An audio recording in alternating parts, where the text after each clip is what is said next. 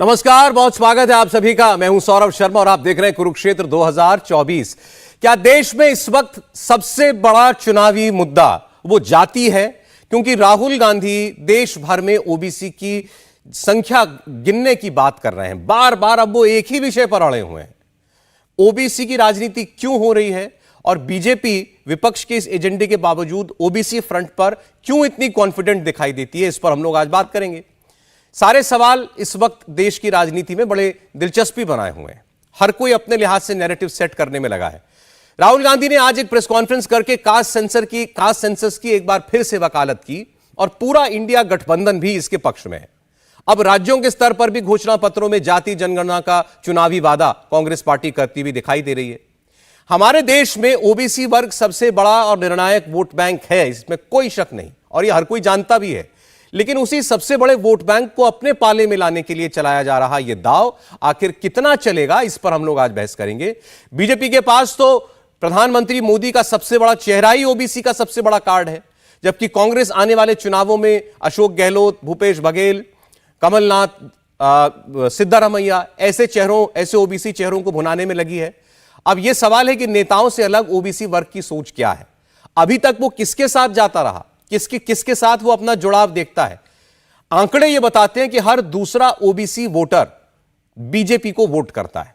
ऐसे में राहुल गांधी का यह नया राग क्या बीजेपी का खेल बिगाड़ पाएगा, या बीजेपी के इस कॉन्फिडेंस के पीछे कुछ और वजह भी है, इस पर हम बहस करेंगे आज। लेकिन सबसे पहले आपको आज हम राहुल गांधी की बात सुनाते हैं।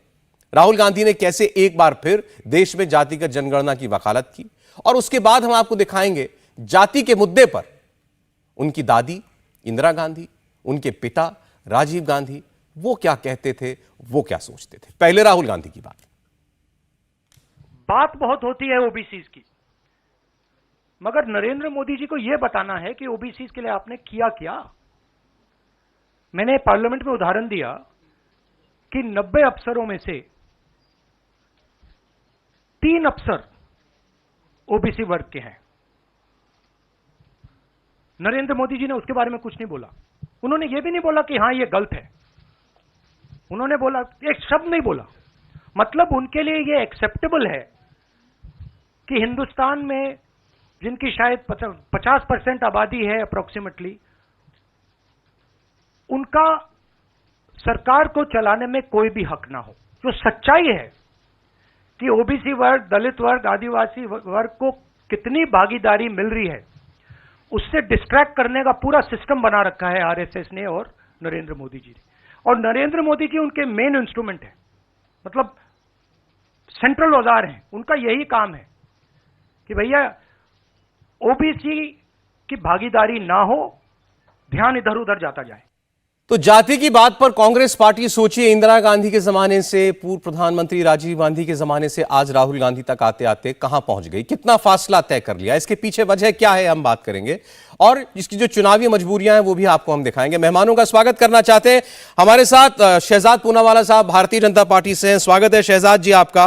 रोहन गुप्ता जी कांग्रेस पार्टी से जुड़ रहे हैं हमारे साथ। रोहन जी स्वागत है आपका भी। और देश के 2 वरिष्ठ पत्रकार हमारे साथ हैं, राशिद किदवई जी और अनंत विजय जी। राशिद साहब, अनंत विजय जी, आपका बहुत स्वागत है। मैंने भी आपको 3 बयान दिखाए हैं, आज राहुल गांधी जी का, उनसे पहले इंदिरा जी का और फिर राजीव जी का। इंदिरा जी कहती थी जाति शब्द हट जाए हमारे देश से, मैं तो ये चाहती हूं। राजीव जी कहते थे हम ब्राह्मण, ठाकुर, यादव ही बने रहेंगे, हम देश को कहां ले जाना चाहते हैं। और आज राहुल गांधी कहते हैं मैं जानना चाहता हूं इस देश के अंदर कितनी जातियां हैं और किस जाति के कितने लोग हैं। ये इतना फासला कैसे और क्यों तय किया कांग्रेस पार्टी ने? रोहन गुप्ता जी। देखिए, पहली बात तो मुझे खुशी है कि आज जो बयान आपने देश के सामने दिखा, यही कांग्रेस की आइडियोलॉजी है, और आज आपको ये बयान दिखाने पड़े, और यही आइडियोलॉजी कांग्रेस पार्टी की रहेगी। और जो आपने इंदिरा जी की और लीडर्स की हमारी बात की, उसमें कोई फर्क नहीं है। कांग्रेस पार्टी की एक नीति रही है कि किसी भी प्रकार से जो लोग पिछड़े लोग हैं, जिनको देश के विकास का लाभ नहीं मिला है, कैसे उनको विकास का लाभ दिया जाए। क्या कहा गलत का राहुल जी ने? अगर ये सरकार 2011 के सेंसस का भी डेटा डिक्लेयर नहीं करती है, इसका मतलब ये सरकार की मंशा में खोट है। और आप जातिवाद की बात कर रहे हैं, ओबीसी की राजनीति कौन कर रहा है? मोदी जी कहते हैं मैं तो पिछड़े समाज से आता हूं। राजनीति जातिवाद की तो भाजपा करती है। हम तो ये कहते हैं कि जिसका जितना अधिकार है वो अधिकार मिले। जब जातिगत गणना के आंकड़े आएंगे तब इस रोहन जी, सरकारी योजनाओं का नहीं मिला है कि हमारा सिर्फ ये एक जो उद्देश्य है कि किस प्रकार से देश की सरकार की योजनाओं का लाभ देश लोगों को मिले, कितने लोगों को मिला है, कितने लोगों को नहीं मिला है, और आने वाली जब हमारी सरकार आएगी तब उनको उनका अधिकार दिया जाए। मुझे नहीं लगता है कि इसमें कहीं पे भी कोई गलत है। आपको कोई कॉन्ट्रडिक्शन नजर नहीं आ रहा आज राहुल गांधी जी के बयान में और इंदिरा जी के और राजीव जी के बयान में? मैं फिर दोहराता हूं, राजीव इंदिरा जी ने कहा था देश से जाति शब्द हट जाए तो बहुत अच्छा होगा, और राजीव जी ने कहा था हम ये ब्राह्मण ठाकुर यादव जातियों में बटे रहेंगे तो हम देश को कहां लेकर के जाएंगे। जब राजीव जी ये बात कर रहे थे उससे पहले वो प्रधानमंत्री रह चुके थे। मंडल कमीशन की रिपोर्ट आने के बाद के राजीव गांधी जी के ये शब्द हैं।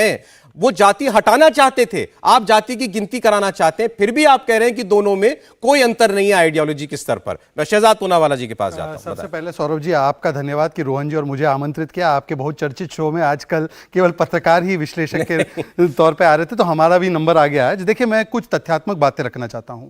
आपको पता होगा कि मंडल कमेटी की रिपोर्ट जनता सरकार ने उसको आदेश दिया था, 1979 में तैयार हुई। इंदिरा जी की सरकार 80 में आई, उन्होंने स्वीकारा नहीं। 84 में राजीव जी की सरकार भारी बहुमत के साथ आई, स्वीकारा नहीं। वीपी सिंह की सरकार को, जिसको हमने समर्थन दिया था, जब लागू करने गए वीपी सिंह जी, तो 6 सितंबर 1990 को राजीव जी का ऑन रिकॉर्ड स्टेटमेंट था कि we are oppose to this, और उनका उस समय का स्लोगन था न जात पर न पात पर मुहर लगेगी हाथ पर। कांग्रेस के और हाथी के दांत और कांग्रेस के सिद्धांत खाने के अलग, दिखाने के अलग। कर्नाटका में 2013 से 18 में हो चुका है ओबीसी का सर्वे, नॉट सेंसस, अभी तक लागू नहीं किया।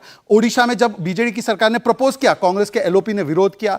छत्तीसगढ़ में हो चुका है सर्वे, और एक चैनल के मंच पर भी उन्होंने कहा कि हमने तो कर दिया है परंतु उसका रिजल्ट जारी नहीं किया। 2011 में जो ओबीसी कास्ट सेंसस करवाया था, 5,000 करोड़ रुपए खर्च हुए थे। हम जब सरकार में आए तब हमने देखा 8.19 करोड़ एरर्स। हमने सरकारों को, राज्य सरकारों को भेजा रेक्टिफाई कीजिए। वेस्ट बंगाल का जवाब नहीं आया, तमिलनाडु का जवाब नहीं आया, बिहार का जवाब नहीं आया, केरल का जवाब नहीं आया। क्यों उनको रेक्टिफाई करके नहीं भेजा गया? अब आते हैं कि आज के मुद्दे पर। बिहार में भी इन्होंने जो कास्ट सर्वे किया उसका तो पैसा हमने आवंटित किया था मान्यवर, परंतु आज देखिए जेडीयू के ही सांसद सुनील कुमार पिंटू कहते हैं कि मैं इसके साथ नहीं हूं, मैं खिलाफ हूं, क्योंकि तेली समाज को अंडर काउंट किया गया है। इसी प्रकार से और भी स्वर है इन्हीं की पार्टी और गठबंधन से। और आखिरी 2-3 बातें देखिए, हमने तो जब से बीजेपी बनी है 30% सीएम हमारे मुख्यमंत्री जो रहे हैं वो ओबीसी समाज से, इनके 17%। इनके कितने प्रधानमंत्री ओबीसी समाज से रहे? परिवार के तो मैं कितने गिना दूं, जवाहरलाल नेहरू, इंदिरा गांधी, राजीव गांधी। हमारे तो फर्स्ट ओबीसी पीएम जो कि टेन्योर पूरा कर चुके नरेंद्र दामोदर दास मोदी, और नेक्स्ट पीएम भी हम कहते हैं डंके की चोट पर ओबीसी पीएम होगा मोदी जी। मुख्यमंत्री हैं, उनमें से 3 ओबीसी हैं। हैं। उसका भी मैं आपको तथ्य बता दूं, ओबीसी सीएम तो है, पर चारों स्टेट में चीफ सेक्रेटरी कौन है पूछिए, सब जनरल कैटेगरी के। ये ओबीसी सेक्रेटरी की बड़ी बात करते हैं ना। अच्छा, आ जाइए, एक लास्ट पॉइंट। हमारे पीएम कैंडिडेट प्रधानमंत्री मोदी ओबीसी, इंडी का कौन? और मैं आपको लास्ट फैक्ट, आपकी धरती हिल जाएगी इस फैक्ट को देखकर, भूकंप आ जाएगा। यह है टीएमसी का official statement. TMC leader Saugata Roy told Indian Express, our leader Mamata Banerjee has said we are opposed to caste census. Indian express में छपा हुआ है, और इसीलिए रेजोल्यूशन इंडिया अलायंस का नहीं आ पाया। वो तो बात आज देखिए राहुल गांधी ने भी कही कि हमारे अलायंस में कुछ हैं पार्टनर्स जो नहीं चाहते हैं, इसमें कोई बात नहीं, हम फैसिस्ट लोग नहीं हैं, फांसीवादी लोग नहीं है, हमारे यहां पर डिफरेंस ओपिनियन हो सकता है। लेकिन मैं जो समझना चाह रहा हूं आज वो ये है कि ये ऑब्सेशन खासकर राहुल गांधी जी का, रोहन जी डोंट माइंड मैं शब्द इस्तेमाल कर रहा हूं, लेकिन ये ऑब्सेशन लग रहा है अब राहुल गांधी का कि वो कास्ट सेंसस कराना चाहते हैं, वो अड़े हुए हैं इस बात पर। अब वो भी नहीं कहते मोहब्बत की दुकान नफरत के बाजार में, अब अडानी का भी शब्द इतना इस्तेमाल नहीं करते जितना वो कहते हैं कास्ट सेंसस, ओबीसी। तो राशिद किदवई साहब के पास जाना चाहता हूं सर, एक नेशनल पार्टी के तौर पर इंदिरा जी के जमाने से लेकर और सरकार में रहते हुए, प्रधानमंत्री रहते हुए जो स्टैंड इंदिरा जी के, राजीव जी के रहे, वो हमने आपको दिखाया। मंडल कमीशन की रिपोर्ट दोनों के सामने पड़ी थी, दोनों ने उसको जो है सार्वजनिक नहीं किया, उसको अपनाया नहीं। मनमोहन सिंह की सरकार के सामने कास्ट सेंसस पड़ा था, उन्होंने उसको जारी नहीं किया। आज राहुल गांधी क्यों इस मुद्दे पर इतना पीछे पड़े हैं? सौरभ, पहले तो मैं आपको बधाई देना चाहूंगा कि आपने इस गंभीर मुद्दे पर, संवेदनशील मुद्दे के ऊपर आप एक ऐसी चर्चा कर रहे हैं। देखिए, हर राजनीतिक दल का मंशा होती है, उद्देश्य होती है चुनाव जीतना है। ये सोची समझी रणनीति का हिस्सा है जो कांग्रेस कर रही है। कांग्रेस ने अनेकों बार, क्योंकि कांग्रेस के इतिहास में मुझे थोड़ी रुचि रही है, अनेकों बार अपना ये जो हम कहते हैं 360 डिग्री टर्न लिया है। उनकी आर्थिक नीतियों को दीजिए, पूरा जवाहरलाल नेहरू के सैकड़ों बयान में आपको बता सकता हूँ, वो सोशलिस्ट पैटर्न ऑफ सोसाइटी, आज संविधान का हिस्सा भी सोशलिज्म है, लेकिन कांग्रेस नहीं आर्थिक सुधार जो थे पीवी नरसिम्हा राव और डॉक्टर मनमोहन सिंह ने किया, और उसको तमाम राजनीतिक दलों ने भी विरोध के बावजूद अपनाया।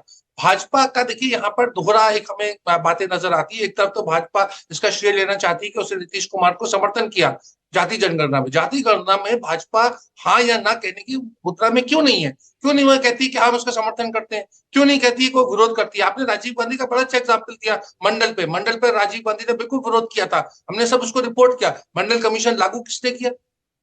मनमोहन, जो पीवी नरसिम्हा राव की सरकार थी, सीताराम केसरी समाज कल्याण मंत्री थे, उन्होंने उसके उनका राजनीतिक फायदा नहीं मिला, लेकिन मंडल कमीशन देश में लागू जो था वो कांग्रेस की सरकार ने किया। इसी तरह से रिजर्वेशन विद रिजर्वेशन वो जो थी डॉक्टर मनमोहन सिंह की सरकार ने किया। तो ऐसे अनेक उदाहरण है। मेरा मानना ये है कि तमाम राजनीतिक दलों का एक उनका बुनियादी हक होता है, right to live and learn. अगर कांग्रेस पार्टी इतनी कर रही है और उससे अगर एनडीए वाले परेशान हो रहे हैं, तो मुझे लगता है कांग्रेस की उपलब्धि है। ये अच्छा। पिछड़ा मांगे 100 में 60, पिछड़ा मांगे 100 में 60, ये किसका स्लोगन था?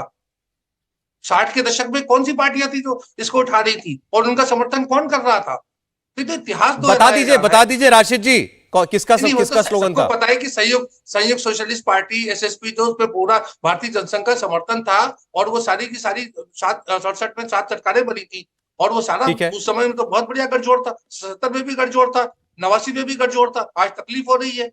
ठीक है, आपने कहा कि कांग्रेस ने इस मुद्दे पर यू टर्न लिया। आपने ये भी कहा कि कांग्रेस ने सीखा है और आज उसकी चुनावी मजबूरी भी लगती है, लेकिन आप बीजेपी को भी कह रहे हैं कि उसका रवैया भी हिपोक्रेसी से भरा हुआ है। अनंत विजय जी, कांग्रेस पार्टी आज अचानक इस मुद्दे पर आई है, तो कुछ तो दिखता होगा ना उसको हासिल होता हुआ? वो दिखता है 45% ओबीसी का वोट जो भारतीय जनता पार्टी को मिला पिछले चुनाव में।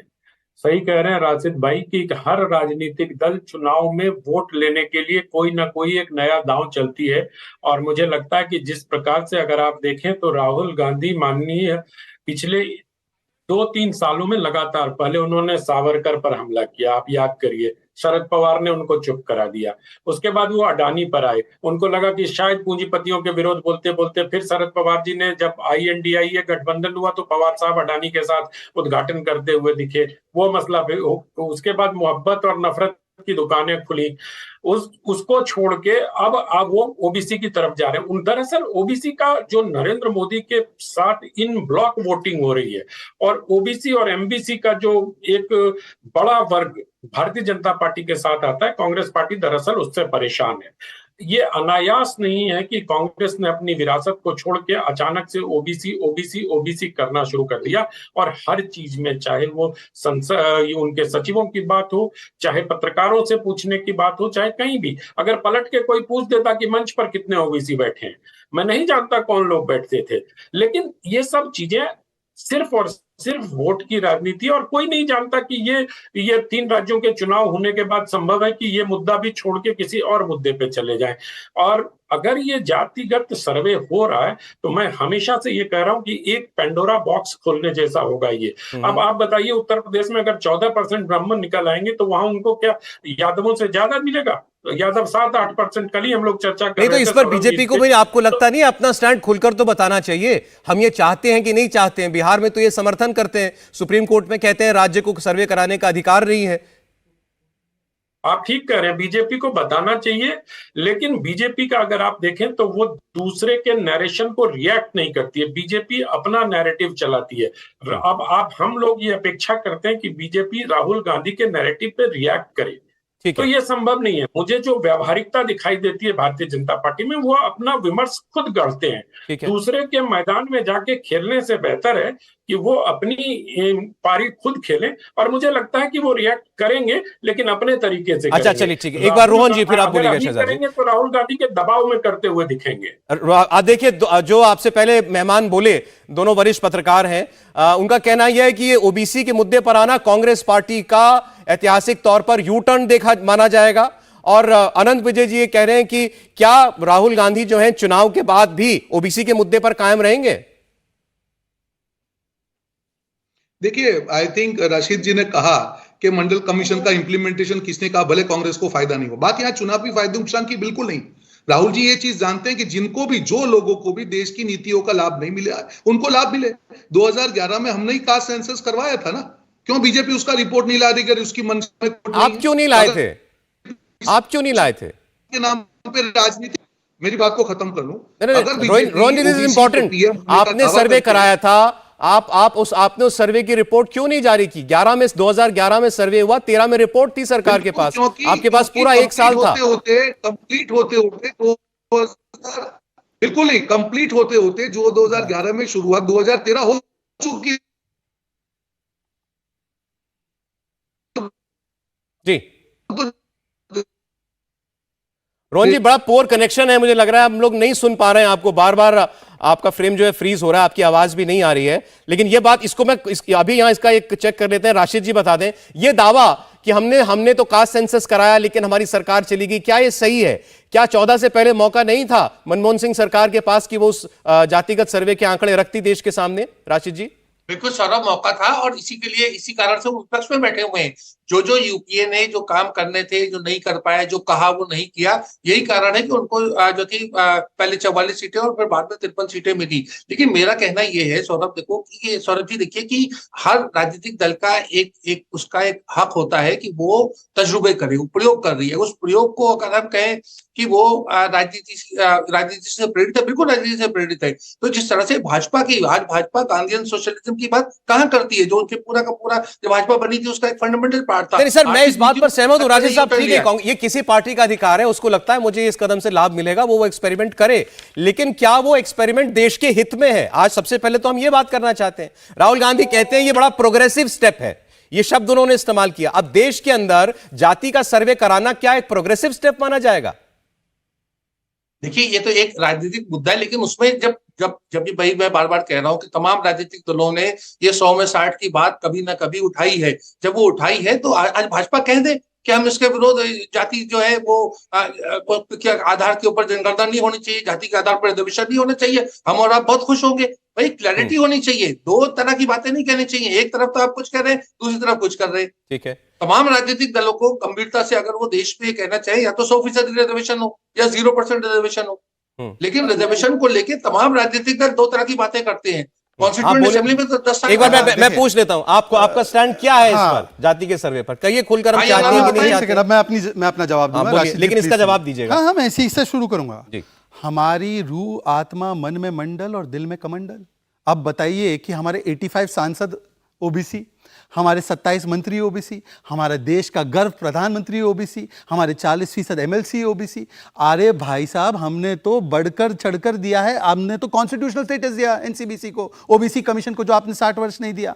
और उसी ओबीसी कमीशन ने एक रिपोर्ट दी कि राजस्थान में 8 जिले में एक भी ओबीसी को आरक्षण का लाभ नहीं मिल रहा है। वेस्ट बंगाल में रोहिंग्याओं को आरक्षण मिल रहा है ओबीसी के नाम पर, उस पर कांग्रेस पार्टी सेकुलर सन्नाटा। और आप हमारा स्टैंड तो बिहार की असेंबली में भी दर्ज है और सुप्रीम कोर्ट के एफिडेविट में भी दर्ज है। हमने कहीं इसका विरोध नहीं किया है, उल्टा मैंने और हमारे प्रधानमंत्री ने एक और महत्वपूर्ण सवाल उठाया है। ये कहते हैं ना, जिसकी जितनी संख्या भारी उतनी इतनी हिस्सेदारी। ये तो अभिषेक सिंघवी ने ट्वीट करके डिलीट कर दिया कि इसका आउटकम क्या होगा। पर सवाल यह बनता है कि अगर यह पैमाना है, फिर कल जो कह रहे थे कि मुस्लिमों का पहला अधिकार है संसाधनों पर, बताइए कि आपका स्टैंड क्या होगा उस पर। जो दूसरा कह रहे थे साउथ की पार्टियां कि जन आबादी पर नहीं तय होगा, जनसंख्या पर नहीं तय होगा डिलिमिटेशन, क्या स्टैंड है साउथ इंडिया की पार्टी का जो इनके समर्थन में है? बताइए उस पर स्टैंड खुलकर। अभी वो रोहन जी आ जाए, एक मिनट इसी पर। दिल में आपके मंडल के लिए इतनी जगह है तो कराइए सर्वे फिर। हाँ, बहुत अच्छा सवाल है।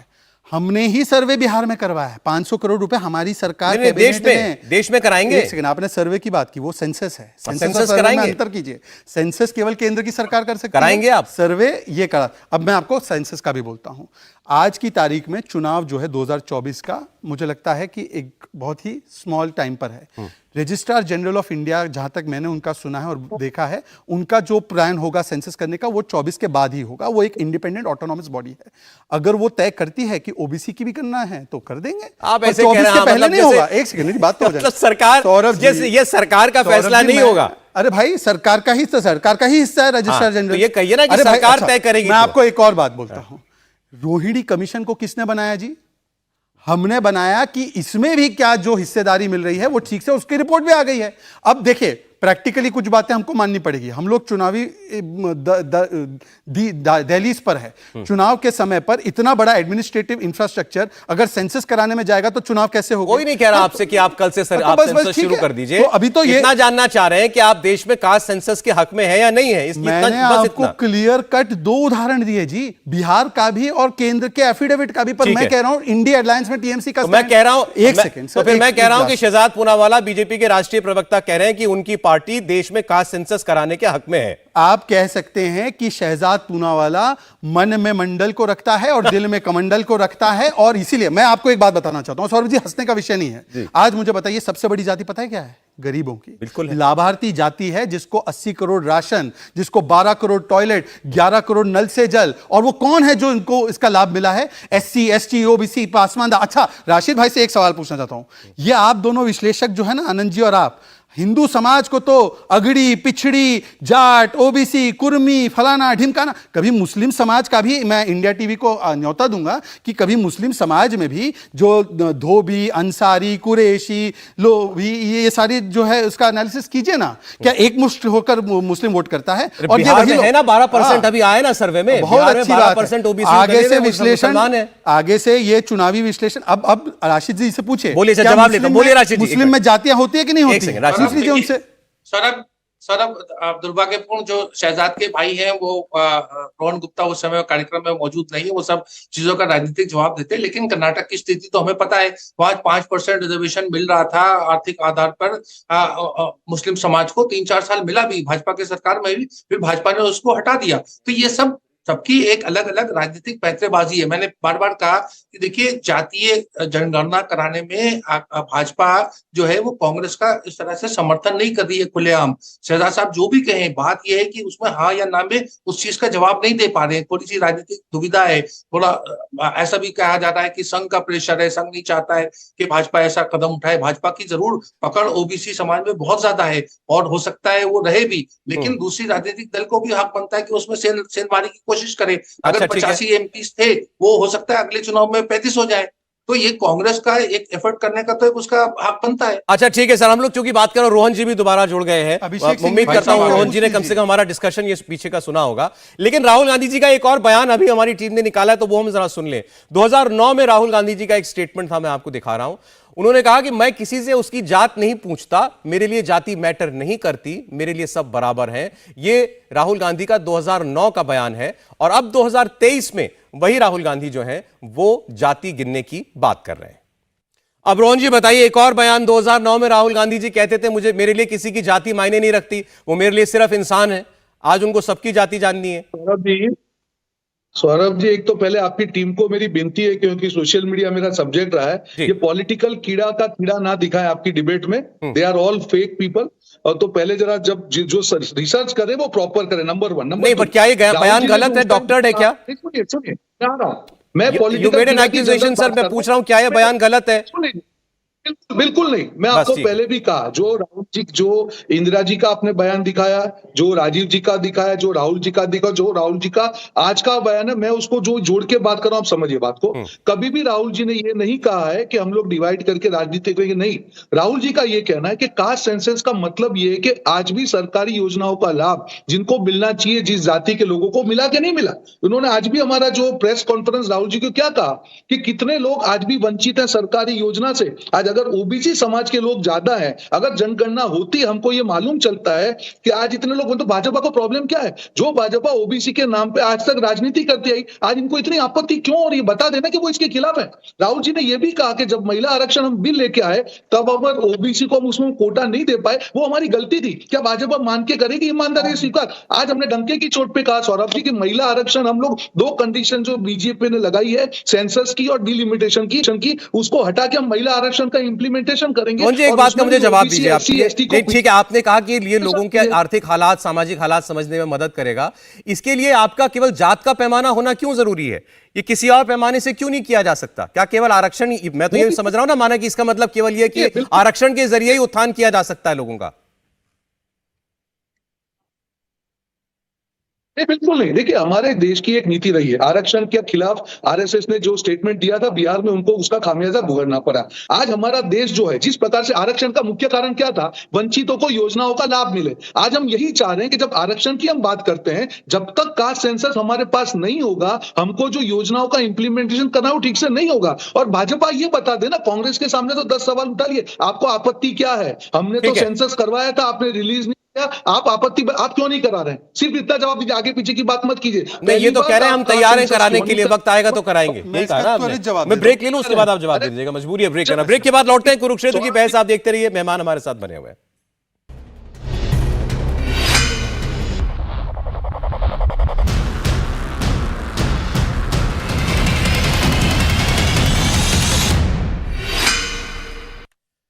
स्वागत है, आप देख रहे हैं कुरुक्षेत्र। आज 5 राज्यों का चुनावी बिगुल बज गया, उस तिथियां आ चुकी हैं। इसके अलावा भारतीय जनता पार्टी ने तीनों राजस्थान, मध्य प्रदेश, छत्तीसगढ़ राज्यों के लिए अपनी उम्मीदवारों की एक लिस्ट और जारी कर दी है। और राहुल गांधी ने एक बार फिर ओबीसी को मुद्दा बनाया है, देश में जातिगत जनगणना की मांग की है प्रधानमंत्री नरेंद्र मोदी से, और कहा है कि अगर आप नहीं कर सकते तो रास्ते से हट जाइए, हम सत्ता में आएंगे, हम कराएंगे। रोहन गुप्ता कांग्रेस से हमारे साथ हैं। उन्होंने ब्रेक से पहले शहजाद पूनावाला से सीधे सीधे पूछा, आप 2011 के सोशियो इकोनॉमिक कास्ट सेंसस का डेटा जारी करेंगे, क्या आप जातिगत जनगणना कराएंगे? मैं आपको अभी सीधा मैंने पहले हिस्से में दिया था जवाब, परंतु मैं आपको उनको बताना दे दें। हाँ प्लीज, ये 2011 की रिपोर्ट है टाइम्स ऑफ इंडिया की। Caste census naysayers cite Nehru to nix the idea, मतलब कि नेहरू जी का हवाला देते हुए कैबिनेट ने उस पर रोक लगाया था। फिर भी जब हमारी सरकार आई 2014 में, हमने उसको देखा, उसमें 8.19 करोड़ एरर्स है। आप चेक कर लीजिए, मैं कभी झूठ नहीं बोलता फैक्ट्स पे। और ये एरर्स सारे स्टेट गवर्नमेंट के कलेक्टेड थे, हमने स्टेट गवर्नमेंट को भेजा, रेक्टिफिकेशन के बाद दीजिए। मैं अब रोहन जी से पूछना चाहता हूं, बिहार का कब रेक्टिफाई होकर आया, तमिलनाडु का कब आया, केरल का कब आया, पश्चिम बंगाल का कब आया? पूरी बात तो हो जाने दीजिए। दूसरी बात, बिहार ने जो कास्ट सर्वे अभी किया है, उसके सिटिंग एमपी जेडीयू के सुनील कुमार पिंटू ने उसका विरोध किया। 30 सेकंड और प्लीज सर, बहुत महत्वपूर्ण है, उसके ऊपर क्या कहेंगे रोहन गुप्ता जी? तीसरी बात, हम तो विरोध नहीं कर रहे हैं, परंतु टीएमसी ने खुला विरोध किया है कास्ट सेंसस का। इंडिया अलायंस का क्या स्टैंड है टीएमसी पर? तीसरी बात। चौथी बात प्लीज कंप्लीट कर लीजिए, बहुत जल्दी कंप्लीट करूंगा। चौथी बात, क्या रोहन गुप्ता जी आज कहेंगे कि राजीव गांधी जी का जो स्टैंड सितंबर 1990 में था, वो गलत, पूरी तरह से गलत स्टैंड था? और पांचवी बात और आखिरी बात, आपको पता है सलमान खुर्शीद ने 2012 में, जब वो लॉ मिनिस्टर थे, यूपी के चुनाव में कहा 27% ओबीसी कोटे में से 4.5% मुस्लिमों को दे दो। फिर सुप्रीम कोर्ट ने इसको स्ट्राइक डाउन किया। क्या ये आपने ओबीसी के हक में किया, या ये ओबीसी के हित के खिलाफ था, क्योंकि अंबेडकर जी ने मुस्लिम रिजर्वेशन या ठीक है शहजाद जी, ठीक है, मना किया था? अनंत जी, मैं आपके पास आ रहा हूं, एक बार जवाब लेके रोहन जी का। बोलिए रोहन जी। सौरभ जी, यही भाजपा की विडंबना है कि पीछे के कांच में देख के गाड़ी चलाते हैं। मैंने बहुत सिंपल सवाल पूछा, G20 के सारे देशों ने कास्ट सेंसस करा लिया, बीजेपी ने क्यों नहीं करवाया? 9 साल से सत्ता में सेंसस करा लिया, कास्ट सेंसस छोड़ नहीं, दीजिए, आपको एरर लगी। G20 के किस देश ने कास्ट सेंसस कराया? आपने क्यों नहीं कराया? 9 साल से क्यों नहीं? G20 के किस देश ने कास्ट सेंसस कराया? बोला ये आपकी बीच में नहीं। ऑलराइट, नहीं, आपने बोल दिया कि G20 के देशों ने कास्ट सेंसस कराया, वो गलत है, सेंसस कराया, ये ठीक है। बोलिए आप, रोहन जी बोलिए। सेंसस कराया, सॉरी, सेंसस करवाया। मैं आपको यही बोल रहा हूं, उन्होंने कोविड का नाम देके सेंसस क्यों नहीं करवा पा रहे? 9 साल हो गए ना।